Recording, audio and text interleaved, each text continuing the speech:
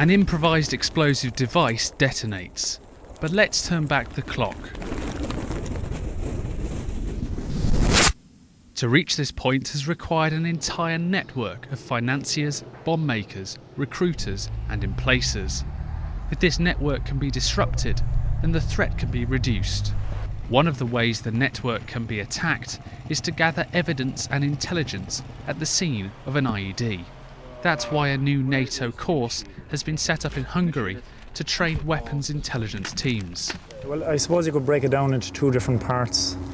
First of all, we try and think about a tactical side of tactically why did this happen, why were we attacked, what mistakes did we make, what did the enemy do to attack us. And the second part adds on to it in being the technical part, what actual evidence we can get, what type of device it was, and maybe forensics that may help us in a court of law to try and catch the person that's done this.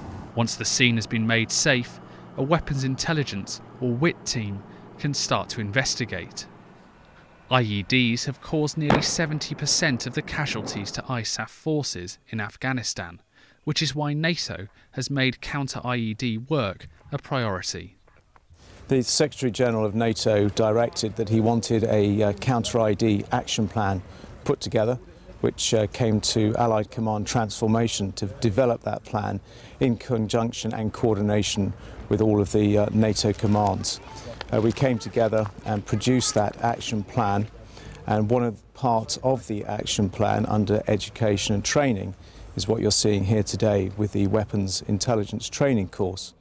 This new course, run at Hungary's central training base near Budapest, has gathered a range of nationalities together. Hungary's own operational experience was behind the decision to host the first course. Until now, the Hungarian Defence Forces lost 5 Hungarian soldiers. Actually, the 100% of the fallen soldiers were caused by IEDs, 1 in Iraq and 4 in Afghanistan. After the first CID event here in Szentendrei, we recognized and we sent our recommendations to the MOD and to the General Staff, and we started to emphasize the importance of the countering improvised explosive devices. IEDs come in a variety of different forms, from command wire to radio controlled and victim operated.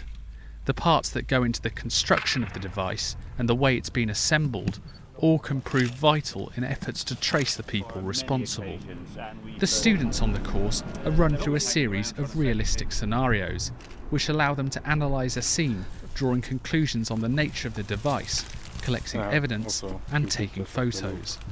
Whilst a civilian police team may get hours to investigate a crime scene, the dangers of operating in Afghanistan mean that time on the ground can be very restricted. Usually you don't have much time because probably you are in a troops in combat incident, so you can spend more than 30 minutes. So it's better to be well trained, so when you are in a real situation you have to do the same things as here, but of course quicker. Once collected, the evidence can then be passed on to laboratories for further, more complex analysis, including DNA testing and fingerprint analysis. The training culminates in several explosions on the weapons range, creating as realistic a scenario as possible. Before I came here, I've heard about the IEDs itself, and I know what should we look for on the scenes, but now I understand how does it work on IED itself, so it's a very good experience for me. Half of the students on this first course will be deployed to Afghanistan, working on the ground to combat IEDs, whilst the others will pass their knowledge on to their colleagues back home, increasing the number of NATO personnel able to carry out these vital investigations. This is David Heathfield in Hungary for NATO Channel.